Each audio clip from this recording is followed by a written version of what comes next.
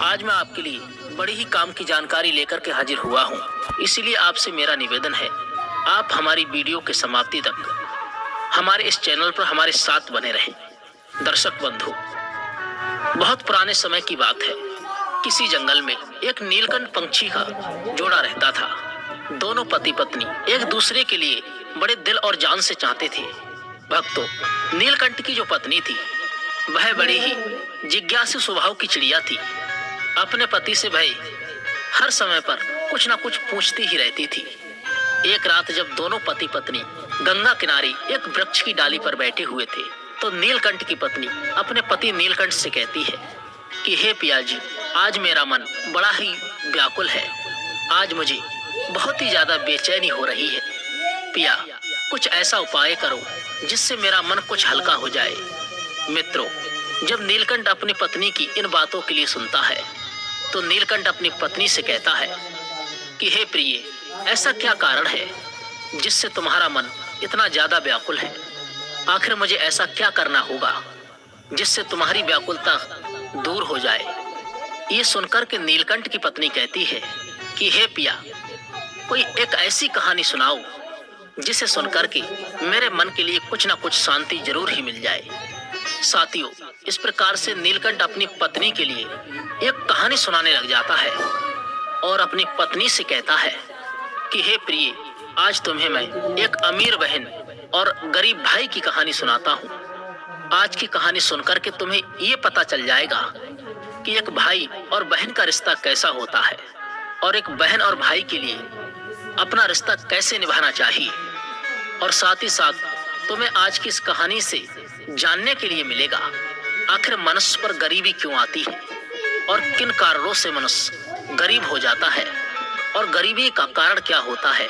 आखिर ऐसे कौन से कर्म होते हैं जिनके करने से मनुष्य गरीबी के चुंगल में फंस जाता है।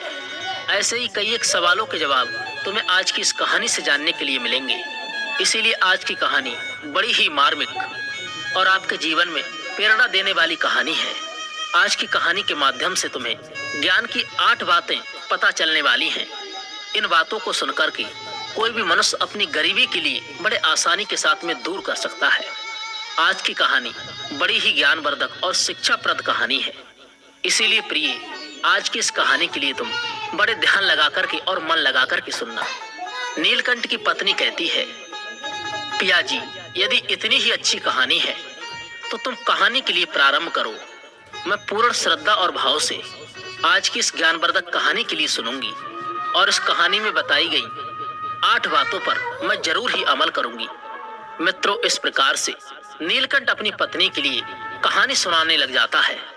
नीलकंठ कहता है, हे प्रिय, बहुत पुराने समय की बात है। किसी नगर में एक बहुत ही अमीर किसान रहता था। उस किसान के घर में 2 जुड़वा संतानें जन्म लेती हैं। उन दोनों जुड़वा संतानों में एक पुत्र होता है और दूसरी संतान पुत्री होती है। किसान अपने पुत्र का नाम तो रोहित रख देता है और पुत्री का नाम माया रख देता है। इधर धीरे धीरे रोहित और माया बड़े होने लगते हैं। जब धीरे धीरे किसान की दोनों संतानें बड़ी हो जाती हैं, धीरे धीरे करके जब उनकी आयु एक दिन विवाह के योग्य हो जाती है, तो किसान के लिए अपने बच्चों के विवाह की चिंता सताने लग जाती है। एक दिन वह किसान किसी कार्य से अपने पड़ोस के एक शहर में जाता है, तो वहां पहुंच करके एक व्यापारी का पुत्र उसे पसंद आ जाता है और उस व्यापारी के पुत्र के साथ में वह किसान अपनी पुत्री का विवाह कर देता है। इस प्रकार से माया अपने पिता के यहाँ से विदा होकर के अपने ससुराल के लिए चली जाती है। इधर बेटी को विदा करने के बाद में वह किसान अपने पुत्र के विवाह के बारे में सोचने लगता है और सोचता है कि बेटी तो मेरी अपने घर द्वार की हो गई, अब मुझे अपने पुत्र का भी विवाह कर देना चाहिए। यदि मेरे पुत्र का विवाह हो गया तो मैं अपना बचा हुआ शेष जीवन अपने बहू बेटों के साथ में रह करके आराम से व्यतीत करूंगा। दर्शक बंधु, इतनी कहानी सुनाने के बाद में नीलकंठ अपनी पत्नी से कहता है कि हे प्रिय, ईश्वर की लीला जो है वो बड़ी ही निराली है। परमात्मा ना जाने कब किसके लिए अमीर बना दे और कब किसके लिए गरीब बना दे, इसके बारे में और कोई नहीं जानता है। उस अमीर किसान के साथ भी कुछ ऐसा ही होता है दर्शक बंधु। एक दिन वह किसान किसी भयानक बीमारी की चपेट में आ जाता है। जब इधर किसान का पुत्र अपने पिता की ऐसी हालत के लिए देखता है तो अपने पिता की ऐसी हालत को देख करके वो बेटा बहुत ही ज्यादा दुखी अर्थात हताश निराश हो जाता है और उसके बाद में अपने पिता का अच्छे से अच्छे डॉक्टर वैद्य हकीमों पे इलाज करवाता है और अपने पिता के लिए महंगी से महंगी दवाइयां लेकर के आता है। इस प्रकार से अपने पिता का इलाज कराते हुए वो किसान का पुत्र एकदम से कंगाल हो जाता है, लेकिन फिर भी पिता की हालत में किसी प्रकार का कोई भी सुधार नहीं होता है। जब कोई भी दवाई उस किसान की बीमारी में किसी प्रकार का कोई भी फायदा नहीं पहुंचाती है तो एक दिन वह किसान अपने बेटा के लिए अपने पास में बुलाता है और अपने बेटा रोहित को समझाते हुए कहता है कि हे पुत्र, जब भी कोई समस्या मनुष्य के सामर्थ्य से बाहर हो जाए, जब उसका मौके पर कोई भी निवारण नहीं मिल सके तो फिर ऐसे समय में उस समस्या के लिए ईश्वर के भरोसे छोड़ देना चाहिए। इसीलिए पुत्र, अब तुम मेरी चिंता छोड़ो और तुम अब अपने भविष्य के बारे में सोचो। मेरा क्या है, आज नहीं तो कल मुझे तो इस संसार को छोड़ करके जाना ही है। इसीलिए पुत्र, अब तुम मेरी चिंता करना छोड़ो और अपना विवाह करके अपने घर गृहस्थी के लिए तुम आगे के लिए बढ़ाओ। अपने पिता के मुख से इन बातों को सुनकर के रोहित एकदम से चुप हो जाता है। आखिर वो बेचारा कर भी क्या सकता था। उसके घर में जो भी जमा पूंजी थी वो तो उसके पिता के इलाज में पहले ही खर्च हो चुकी थी। फिर कहता है, हे पिताजी, जैसा आपके लिए उचित लगे आप वैसा करिए। उसके बाद में वह गरीब किसान अपने पुत्र की शादी एक गरीब घर की कन्या से करवा देता है और शादी के कुछ दिन बाद ही उस किसान की मृत्यु हो जाती है। इधर पिता की मृत्यु के बाद रोहित अपने पिता का पूरी रीति और रिवाज से अंतिम संस्कार करता है। रोहित का घर द्वार और खेत खलियान तो पिता की बीमारी में, पिता के इलाज में पहले ही बिक चुके थे और जो कुछ भी जमा पूंजी बच जाती है वह पिता के अंतिम संस्कार में समाप्त हो जाती है। इस प्रकार से रोहित एकदम दीनहीन और बहुत ज्यादा गरीब हो जाता है। प्रिय मित्रों, जब रोहित एक दिन बिल्कुल ही कंगाल हो जाता है तो वह गांव के बाहर अपने पत्नी के साथ एक झोपड़ी को बना करके रहने लग जाता है और दूसरों के खेतों में मेहनत मजदूरी करके अपने बीवी और बच्चों का पेट पालने लग जाता है। उधर रोहित की बहन माया, जिसका विवाह एक धनी व्यापारी के घर में हुआ था, उसे जब अपने भाई की स्थिति के बारे में पता चलता है तो वह अमीर बहन अपने गरीब भाई से घृणा करने लग जाती है। वो मन में सोचने लगती है कि मेरा भाई अब तो बिल्कुल ही कंगाल हो चुका है, उसका घर द्वार बिक गया है और अब उसके पास में एक फूटी कौड़ी भी नहीं बची है। यदि ऐसी हालत में वो मेरी ससुराल आता है तो उसे देख करके मेरी देवरानी और जिठानी मेरा बड़ा ही अपमान करेंगी और मेरा मजाक उड़ाएंगी कि तेरे पीहर वाले तो बिल्कुल ही कंगाल हैं। ऐसे तो मेरी बहुत ही ज्यादा बदनामी होगी। इस कारण से माया अपने सगे भाई से रिश्ता तोड़ देती है। ना तो माया अपने भाई के लिए अपने ससुराल बुलाती है और ना ही कभी अपने भाई के घर पर जाती है। माया के भाई इधर रोहित को भी ये अच्छी तरीका से पता होता है कि मेरी बहन मुझसे नफरत क्यों करती है, इसलिए रोहित भी अपने बहन की ससुराल कभी भी नहीं जाता है। इस तरीका से माया तो बड़े ऐशो आराम के साथ में अपनी ससुराल में अपनी जिंदगी गुजारती है। इधर रोहित मेहनत मजदूरी करके अपने पत्नी के साथ रह करके किसी तरीका से अपने दिनों के लिए काटने लगता है। इधर नीलकंठ अपनी पत्नी के लिए आगे कहानी सुनाते हुए कहने लगता है कि हे प्रिय, जब कुछ साल ऐसे ही गुजर जाते हैं तो कुछ साल गुजरने के बाद में एक दिन रोहित की बहन माया के लड़के की शादी तय हो जाती है। लेकिन रोहित की बहन माया अपने भाई के लिए किसी प्रकार का कोई निमंत्रण नहीं देती है। दर्शक बंधु, जब इस बात का पता रोहित के लिए चलता है, हर के पेट फुल होती इनकी ਬੱਤੀ ਗੁੱਲ। ਜਦੋਂ ਖਾਣਾ ਕਰ ਦੇਵੇ ਤੁਹਾਡੀ ਲਾਈਫ ਸਲੋ ਤਾਂ ਗੁਰੂ ਗਗਨ ਐਕਟਿਵ ਤੇਲ ਲੈ ਲਓ। ਪੇਸ਼ ਹੈ ਗਗਨ ਐਕਟਿਵ ਸੋਇਆਬੀਨ ਤੇਲ ਅਤੇ ਕੱਚੀ ਕਾਲੀ ਸਰੋਂ ਦਾ ਤੇਲ। ਇਹਨਾਂ ਵਿੱਚ ਨੇ ਐਕਟਿਵ 4 ਬੈਨੀਫਿਟਸ ਜੋ ਬਣਾਉਣ ਤੁਹਾਨੂੰ ਚੁਸਤ ਅਤੇ ਤੰਦਰੁਸਤ। ਤਾਂ ਹੁਣ ਨੋ ਸੁਸਤੀ, ਸਿਰਫ ਚੁਸਤੀ। ਖਾਓ ਗਗਨ, ਰਹੋ ਮਗਨ।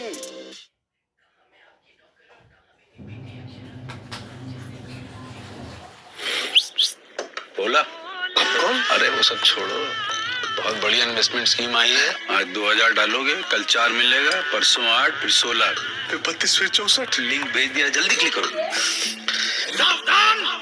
बेवकूफ हो, कितनी बार समझाए? यूपीआई कहता है इन फर्जी इन्वेस्टमेंट वाले स्कीमों में ना फंसो, अपने पैसे का ध्यान खुद रखो। क्या समझे? क्या समझेंगे, आप ही समझा लीजिए, हम क्या समझेंगे। और आप भी ये वीडियो शेयर करके अपने आसपास के भोले को बचाएं। रोहित के लिए चलता है कि उसके भांजे की शादी होने वाली है।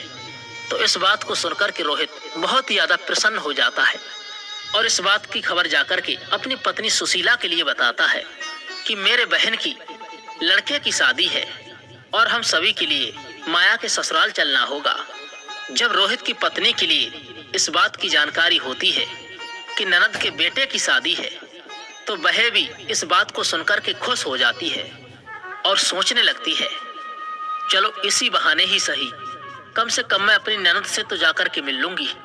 फिर सुशीला अपने पति से कहती है कि पिया जी, ये तो बहुत ही अच्छी बात है कि हमारे भांजे की शादी है, मैं तुम्हारे साथ में जरूर ही चलूंगी। लेकिन पहले मुझे ये बताओ, क्या हमारी ननद रानी ने हमारे लिए निमंत्रण भेजा है? अपने पत्नी के मुख से इन बातों को सुनकर के रोहित बिल्कुल ही चुप हो जाता है। फिर रोहित अपनी पत्नी से कहता है कि हे प्रिय, न्योता तो नहीं आया है, मुझे भी ये खबर किसी दूसरे के मुंह से पता चली है कि हमारे भांजे की शादी है, लेकिन क्या फर्क पड़ता है तो हमारे बहन के ही बेटा। शीला अपने पति से कहती है कि हे पिया जी, वो बात तो आपकी सही है कि आपके भांजे की शादी है, लेकिन बिना निमंत्रण के ननद के ससुराल जाना मुझे ये सब उचित नहीं लगता है और आपके लिए भी वहां नहीं जाना चाहिए। तब रोहित अपनी पत्नी के लिए समझाता है कि हे प्रिय, माया के ससुराल वाले बड़े आदमी हैं, उन्हें हमारी याद नहीं रही होगी, या फिर ये भी हो सकता है कि उन्होंने हमें न्योता भेजा हो, लेकिन न्योता वाला पर्चा हमारे पास तक नहीं पहुंच पाया हो। इसीलिए प्रिय, तुम किसी भी प्रकार की कोई भी सोचा विचारी मत करो, बच्चों के लिए तैयार करके मेरे साथ तुम माया की ससुराल चलो। अपने पिया की इन बातों को सुनकर सुशीला कहने लगती है कि पिया जी, यदि तुम जाना चाहते हो तो तुम जा सकते हो, लेकिन बिना न्योता के, बिना निमंत्रण के मैं नहीं जाऊंगी। तब पत्नी के मुख से ऐसी बातों को सुनकर के रोहित कहता है, ठीक है सुशीला, यदि तुम्हारी इच्छा नहीं है तो तुम बच्चों के साथ में घर पर ही रहना। तो फिर मैं ही अकेला माया की ससुराल के लिए चला जाता हूँ। यदि ऐसे में मैं भी नहीं गया तो मेरी बहन की देवरानी और जेठानी मेरी बहन के लिए बात बात पर ताना मारेंगी और कहेंगे कि खर्चा ना हो जाए। इसीलिए तेरा भाई अपनी इकलौती बहन की शादी में भी नहीं आया। और यह कहकर के रोहित घर से बाहर चला जाता है। नीलकंठ आगे अपनी पत्नी को ये कहानी सुनाते हुए कहता है, हे प्रिय, रोहित जो था वो बहुत ही ज्यादा गरीब था और निर्धन था। किसी से पैसे उधार लेता है और उधार लिए हुए पैसों से अपनी बहन माया और अपनी भांजी के लिए सुंदर सुंदर वस्त्र खरीदता है और उन कपड़ों को लेकर के अपनी बहन की ससुराल के लिए चल देता है। इधर पैदल चलते चलते रोहित के लिए सुबह से शाम हो जाती है। तब कहीं जाकर के वो अपने बहन के दरवाजे पर पहुंचता है और दरवाजे के एक तरफ जाकर के खड़ा हो जाता है। बेचारा दरवाजे पर ही खड़े होकर के अपनी बहन के आने का इंतजार देखने लगता है। तभी माया की जेठानी की नजर रोहित पर पड़ जाती है और वह रोहित के लिए पहचान लेती है।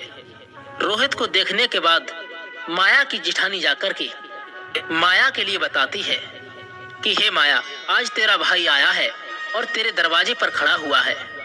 जब माया इधर अपनी जेठानी के मुख से इन बातों के लिए सुनती है तो वह अपनी जेठानी से पूछने लगती है कि हे दीदी, यदि तुमने मेरे भाई के लिए देखा है तो मुझे बताओ, मेरा भाई मेरी ससुराल में किस हालत में आया है और मेरे भाई ने आखिर कैसे कपड़े पहने हैं।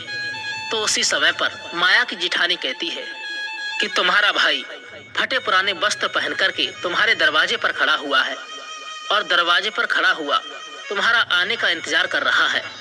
यह सुनकर के माया गुस्से में भर आती है और सभी की नजरों को बचाते हुए अपने भाई के पास में पहुंचती है। इधर रोहित जब अपनी बहन माया के लिए अपने पास आते हुए देखता है तो खुशी के मारे उसका चेहरा खिल जाता है। अपनी बहन को देख करके रोहित की आंखों से आंसू टपकने लगते हैं। उसके बाद में माया अपने भाई को अपने साथ में लेकर सबकी नजरों से बचाते हुए अपने घर के सबसे अंदर वाले कमरे में ले जाती है और कमरे में ले जाकर के पूछने लगती है कि हे भैया, तुम्हारे पास आखिर किसने न्योता भेजा था। तब रोहित कहता है, बहना, तुमने तो अपने भाई के लिए बिल्कुल ही भुला दिया, लेकिन किसी के मुंह से मुझे पता चल गया कि मेरे भांजे की शादी है, इसीलिए मैं तुम्हारे लिए और तुम्हारी बेटी के लिए नए कपड़े लेकर के आया हूँ। अपने भाई के मुख से इन बातों को सुनकर के माया कहने लगती है कि हे भैया, तुम्हें इस तरीका से बेशर्मों की तरह मेरे घर पर नहीं आना था। तुम इस तरीका से फटे पुराने कपड़े पहन करके मेरे घर तक चले आए।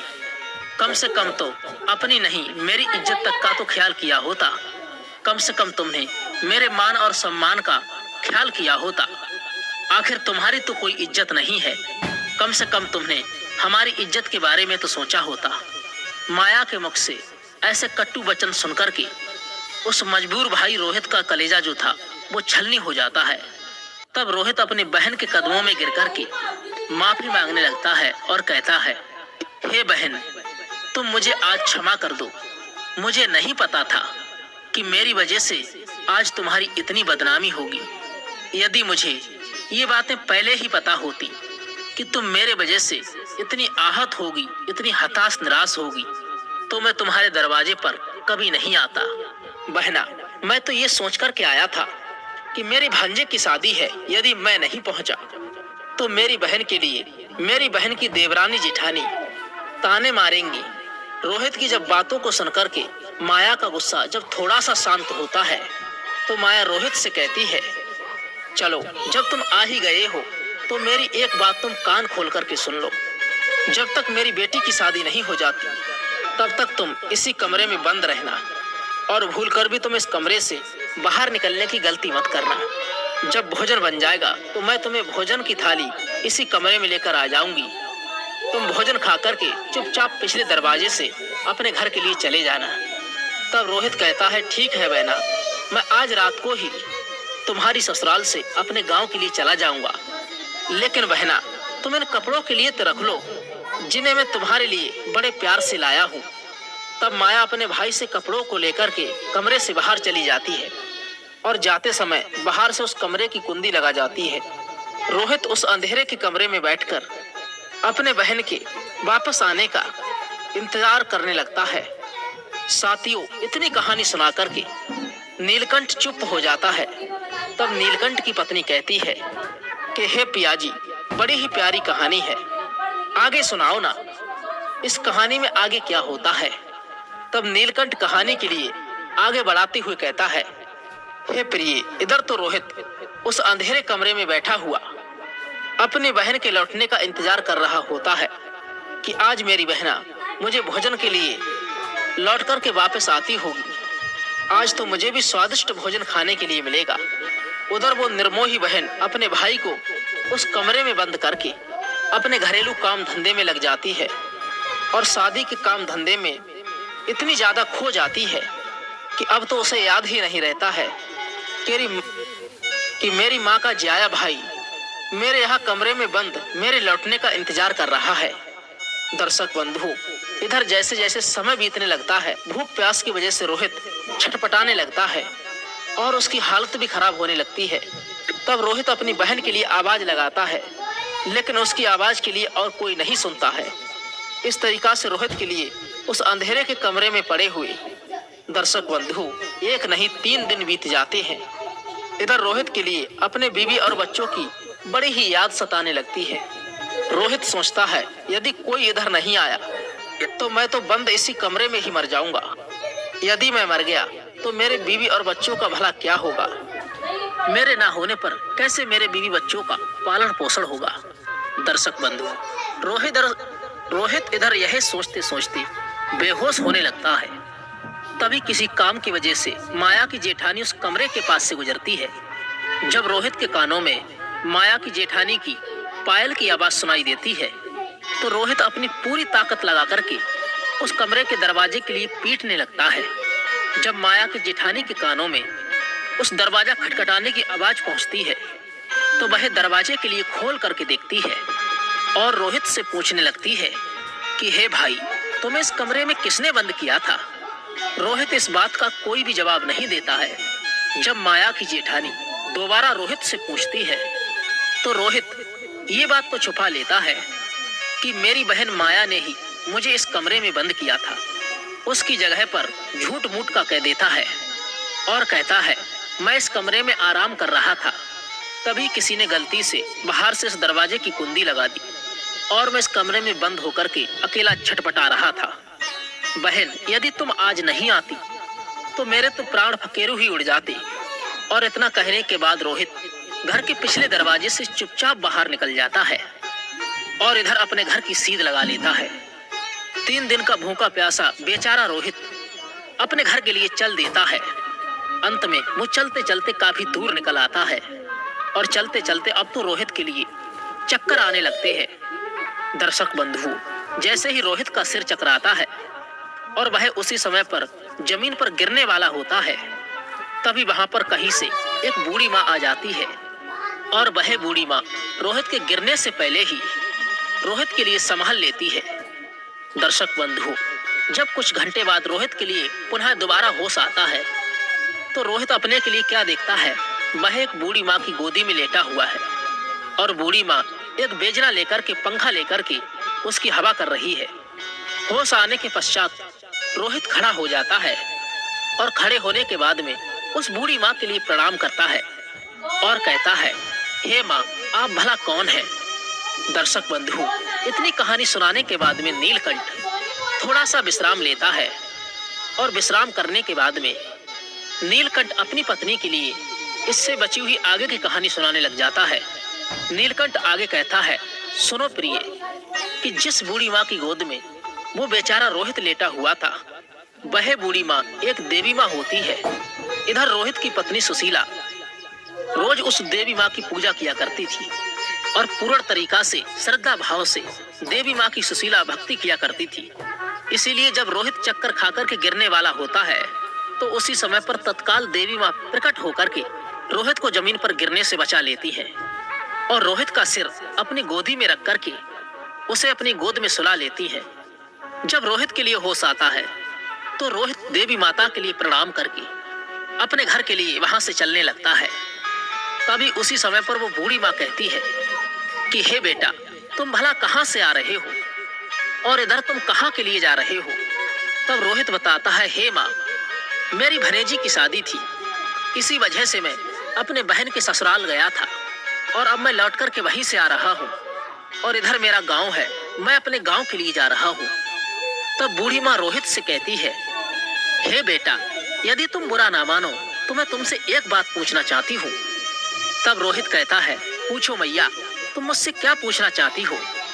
तब बूढ़ी माँ पूछती है, हे बेटा, यदि तुम अपनी बहन के घर से आ रहे हो और जैसा कि तुमने बताया कि वहां पर शादी थी, तो फिर तुम लौट कर के खाली हाथ कैसे जा रहे हो? क्या तुम्हारी बहन ने तुम्हारी बीवी बच्चों के लिए कुछ भी नहीं भेजा? बूढ़ी माँ के मुख से ऐसी बातों को सुनकर के रोहित की आंखों से आंसू टपकने लगते हैं और रोहित उसके बाद में उस बूढ़ी माँ अर्थात देवी माँ से कहता है कि हे मैया, अब भला आपसे क्या छुपाना, आपने तो मेरे प्राणों की सुरक्षा की है। तब रोहित उस बूढ़ी माता के लिए पूरी घटना बता देता है जो उसके साथ में हुई थी। इस प्रकार से रोहित के मुंह से पूरी घटना को सुनने के बाद में वो बूढ़ी माता कहती है, हे पुत्र, तुम किसी भी प्रकार की कोई चिंता मत करो, जो हुआ उसे तुम भूल जाओ, उसे जाने दो। यहाँ से कुछ दूरी पर मेरा एक बगीचा है, उस बगीचे में अनेकों प्रकार के भांति भांति के फल लगे हुए हैं। तुम उस बगीचे में चल कर के बेटा अपना पेट भर लो।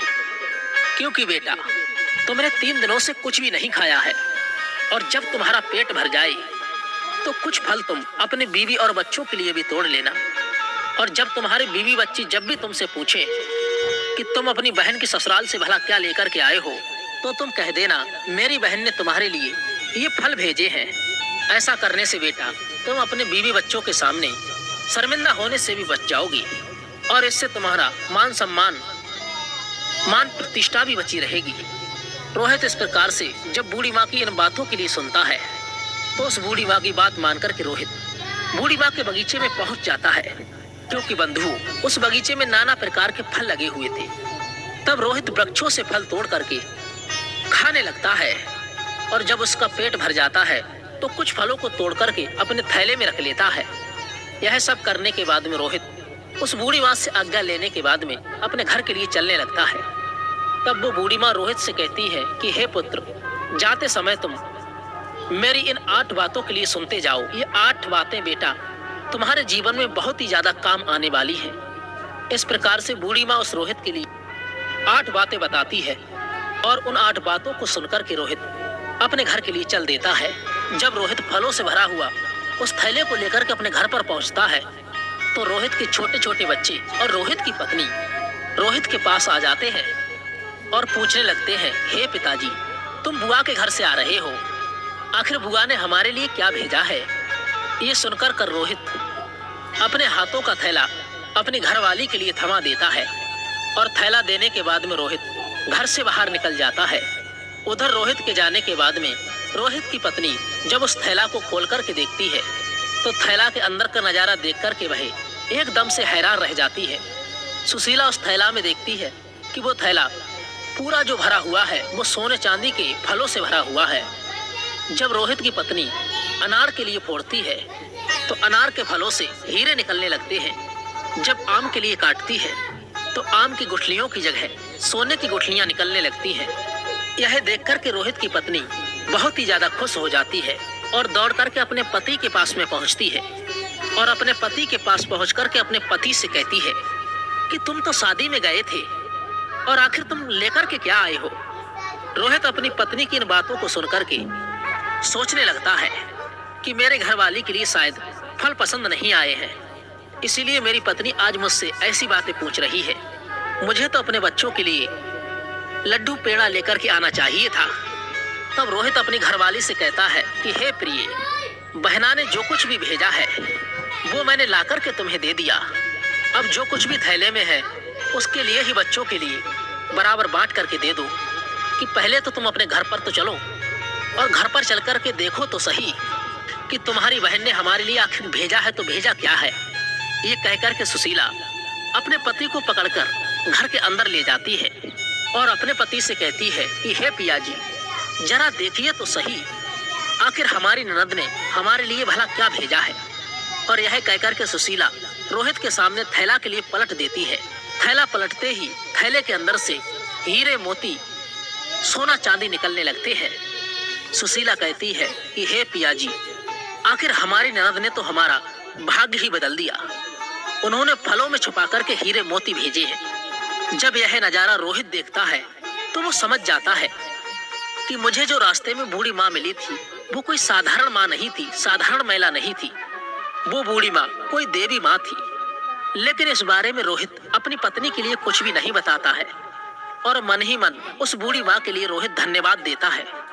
दर्शक बंधु, इतनी कहानी सुनाने के बाद में इधर नीलकंठ थोड़ा सा आराम करता है। फिर आगे की कहानी अपनी पत्नी को सुनाते हुए कहता है कि हे प्रिय, इस प्रकार से रोहित के लिए जब बहुत सारा धन मिल जाता है तो रोहित पहले की तरह फिर से अमीर हो जाता है। कुछ समय बाद रोहित अपने बीवी और बच्चों के लिए एक अच्छे से आलीशान महल का निर्माण करवाता है और बड़ी शान शौकत के साथ राजा महाराजाओं की तरह उस महल में रहने लगता है। और सभी नगर के लोग भी रोहित का ऐसा वैभव देख करके मान सम्मान देने लगते हैं। धीरे धीरे करके इधर जब रोहित का महल तैयार हो जाता है, जब उसकी राजा महाराजाओं जैसी शान शौकत हो जाती है, तब एक दिन रोहित की पत्नी सुशीला अपने पति से कहती है कि हे पिया जी, सावन का महीना आने वाला है और सावन के महीने में सभी स्त्रियां अपने अपने पिता के घर पर जाती हैं, इसीलिए तुम भी अपनी बहन के ससुराल जाओ और मेरी ननद के लिए तुम यहाँ पर बुलाकर के लाओ। इसी बहाने वो अपने पीहर घूम जाएंगी और इसी बहाने मैं भी अपनी ननद से मिल लूंगी। रोहित जब अपनी पत्नी की ऐसी बातों के लिए सुनता है तो रोहित अपनी पत्नी के कहने पर फिर से अपने बहन की ससुराल चल देता है और कुछ समय के बाद ही अपने बहन की ससुराल पहुंच जाता है। फिर से एक बार रोहित अपने बहन के उसी दरवाजे पर जाकर के खड़ा हो जाता है जिस दरवाजे पर वह कुछ दिन पहले आकर के खड़ा हुआ था। तभी उसी समय पर माया की जेठानी घर से बाहर निकलती है और बाहर का नजारा देख करके दौड़ी दौड़ी माया के पास में जाती है और माया से कहती है कि हे माया, आज तो तेरा भाई आया है। अपने जेठानी के मुख से इन बातों को सुनकर के तब माया कहने लगती है, हे बहन, कोई भी भिखारी मेरा भाई नहीं हो सकता, मेरा कोई भी भाई नहीं है। दर्शकों, माया ऐसा इसीलिए कह रही थी क्योंकि माया इस बार भी अपने भाई के लिए भिखारी ही समझ रही थी। लेकिन जब उसकी जेठानी बताती है कि हे माया, तुम्हारा भाई आज भिखारी की तरह नहीं आया है, बल्कि वो राजा और महाराजाओं की तरह आया है। तुम्हारे भाई को देख करके ऐसा लग रहा है जैसे वो किसी देश का राजा या महाराजा हो। तुम्हारे भाई के आगे पीछे चार चार सैनिक लगे हुए हैं और तुम्हारे दरवाजे पर रथगाड़ी खड़ी हुई है।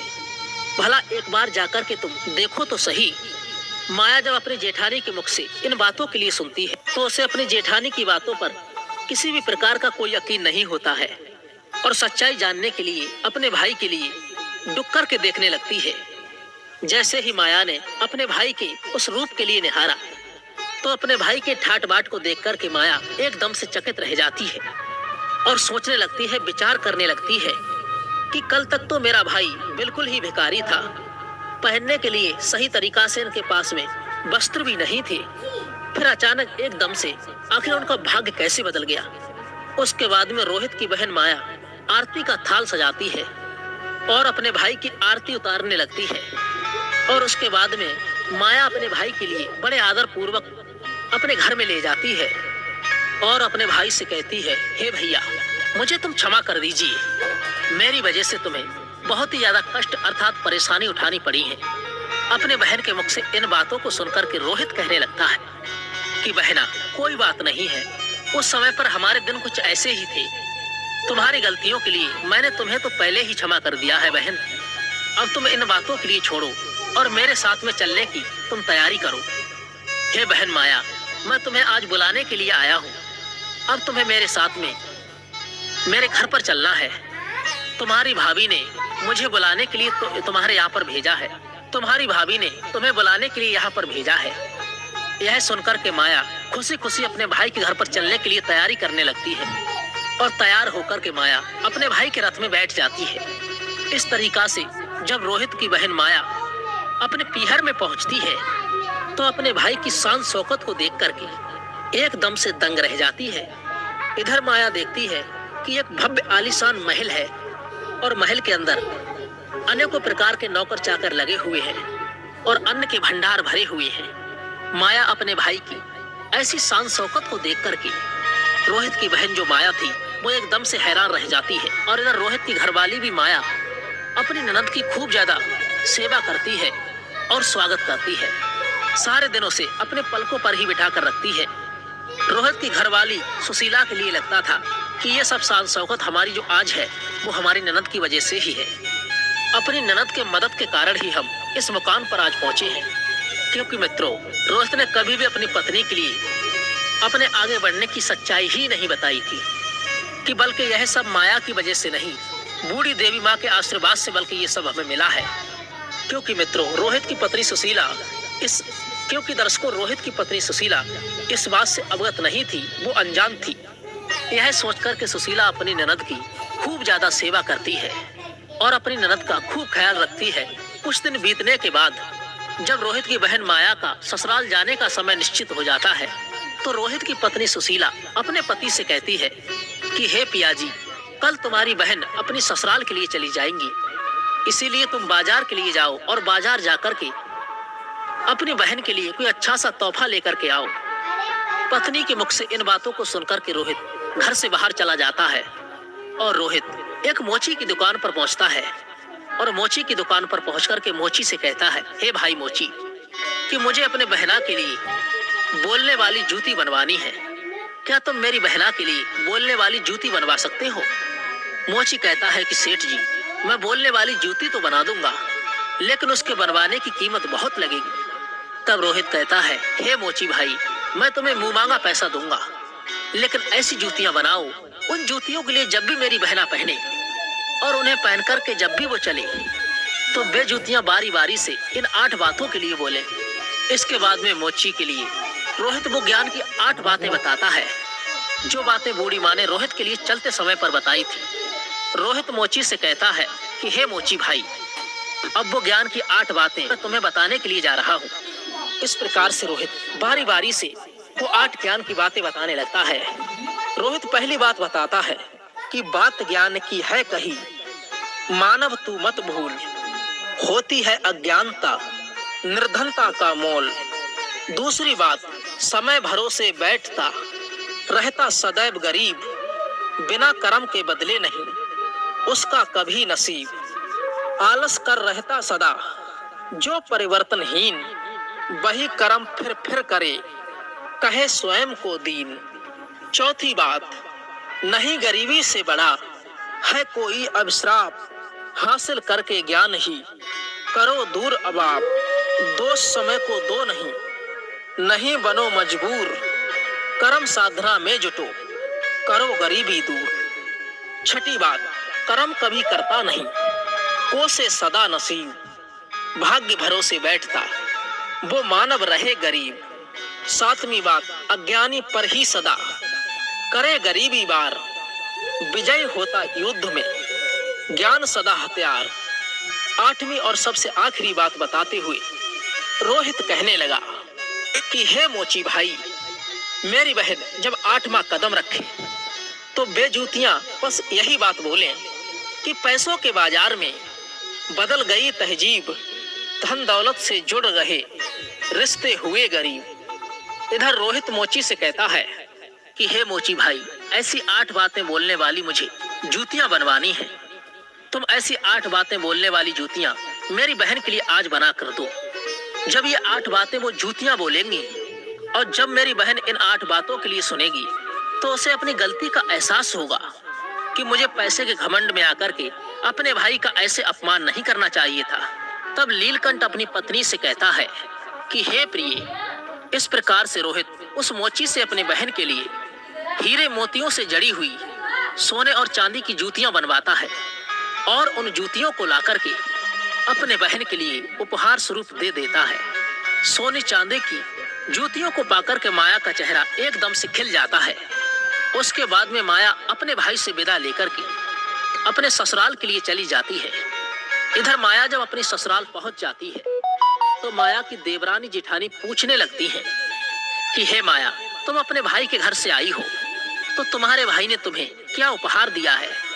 तो माया अपने देवरानी जेठानी सास ससुर भाइयों के लिए तो माया अपनी देवरानी और जेठानी और सास ससुर को भाई के द्वारा भेंट की गई जूतियां दिखाती है और कहती है, देखो मेरे भाई ने मुझे सोने चांदी की हीरे मोती की जड़ी हुई जूतियां दी हैं। तब माया उन जूतियों के लिए पहनकर अपनी देवरानी और जेठानी के लिए दिखाने लगती है।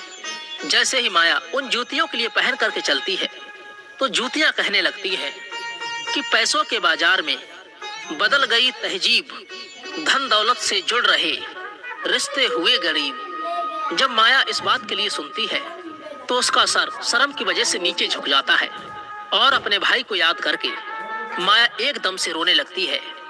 जब देवरानी जेठानी पूछती है, हे माया, आखिर क्या हुआ? भला तुम अचानक से क्यों रोने लगी? तो माया अपनी देवरानी और जेठानी के लिए सारी बातें बताती है कि हे बहन, मैंने पैसों के घमंड में आकर के अपने भाई से आखिर मैंने कितना भला बुरा कहा। मैंने अपने भाई के लिए एक गिलास पानी भी नहीं दिया और देखो मेरे भाई ने मुझे कितनी कीमती जूतियां बनवा कर के दी हैं। अब तो मुझे अपने आप से घृणा होने लगी है, मैं तो अब जीना नहीं चाहती। तभी माया की जेठानी और देवरानी समझाने लगती है कि हे माया, जो भी कुछ हुआ उसे भूल जाओ, जाने दो। अब आगे से याद रखना, कभी किसी के साथ में ऐसा बर्ताव मत करना, क्योंकि जो व्यक्ति धन दौलत का घमंड करता है उससे माता लक्ष्मी हमेशा के लिए दूर चली जाती है। इसीलिए मेरी ये 8 बातें तुम सदैव ही याद रखना। और इस तरीका से माया की जेठानी माया के लिए 8 बातें बताने लगती है। माया की जेठानी पहली बात बताते हुए कहती है कि हे माया, जो व्यक्ति रात्रि के समय रसोई में झूठे बर्तन रखता है और खाने पीने की चीजों के लिए बर्बाद करता है, ऐसा व्यक्ति बहुत ही जल्दी निर्धन अर्थात गरीब हो जाता है। दूसरी बात है, जिस घर में घर की स्त्रियों का अपमान होता है, उनकी इज्जत नहीं की जाती है, उस घर में भी देवी लक्ष्मी ज्यादा दिनों तक नहीं रुकती हैं। तीसरी बात है, जिस घर की स्त्रियां सूर्य अस्त के बाद में अपने घरों में झाड़ू लगाती हैं या फिर चूल्हा चौका करती हैं, ऐसे परिवार वाले लोग भी बहुत जल्दी ही गरीब हो जाते हैं। चौथी बात, जिस घर परिवार के लोग पैसों की कद्र नहीं करते हैं, वो बेफजूल के कार्यों में पैसे के लिए बर्बाद करते हैं, ऐसे घरों से भी रूठ कर के माता लक्ष्मी हमेशा के लिए दूर चली जाती हैं। पांचवी बात, जो लोग पैसे आने के बाद में उस पैसे से दूसरे के मान प्रतिष्ठा के लिए ठेस पहुंचाते हैं या फिर अपने धन के बलबूते पर दूसरे लोगों के लिए परेशान करते हैं, ऐसे लोगों के घरों से भी माता लक्ष्मी बहुत ही जल्दी विदा ले लेती है। छठी बात, जिस घर के लोग अपने कर्तव्यों का पालन नहीं करते हैं, जो नियमित नहीं रहते हैं अर्थात अपने कार्य के लिए कल पर टालते रहते हैं, ऐसे लोगों के घरों से भी माता लक्ष्मी रूठ करके दूर चली जाती हैं। सातवीं बात, जिस घर परिवार के लोग अपने से बड़े लोगों की इज्जत नहीं करते हैं, अपने से बड़ों का कहना नहीं मानते हैं या फिर अपने से बड़ों से कटु वचन कहते हैं, ऐसे लोगों के लिए भी गरीबी का सामना करना पड़ता है, उन्हें गरीबी देखनी पड़ती है। आठवीं और अंतिम बात, जिस घर परिवार के लोग अपने मेहमानों का सम्मान नहीं करते हैं, अपने मेहमान का आदर भाव सेवा सत्कार नहीं करते हैं या फिर अपने दरवाजे से किसी भिखारी के लिए खाली हाथ लौटाते हैं, तो ऐसे लोगों से भी माता लक्ष्मी नाराज होकर के दूर चली जाती है। इस प्रकार से माया की जेठानी माया के लिए 8 बातें बताती है और अपनी देवरानी से कहती है कि हे बहन, मेरी इन 8 बातों के लिए तुम गांठ में बांध लेना। इधर लीलकंठ कहता है, हे प्रिय। इस प्रकार से रोहित की बहन माया उन जूतियों की बातों के लिए सुनकर और अपनी जेठानी की बातें सुनकर एकदम से बदल जाती है। उसे समझ आ जाता है कि माया तो आनी जानी है, माया पर कभी घमंड नहीं करना चाहिए। यह ईश्वर न जाने कब किसके लिए गरीब बना दे और कब किसके लिए अमीर बना दे, इस बात का किसी के लिए पता नहीं चलता। उसके समझ में ये भी आ जाता है कि पैसे के घमंड में आकर कभी भी किसी का अपमान या अनादर नहीं करना चाहिए। तो दर्शक बंधु, ये थी आज की कहानी। आपके लिए कैसी लगी कृपया करके कमेंट के माध्यम से आप हमें जरूर समझाएं। यदि वीडियो आपके लिए पसंद आया हो तो वीडियो को एक लाइक कर देना, चैनल को भी सब्सक्राइब करने की कृपा कर देना। आज की वीडियो बस यहीं पर समाप्त होती है। हम मिलते हैं ऐसी ज्ञान चर्चा के साथ में किसी नेक्स्ट वीडियो में।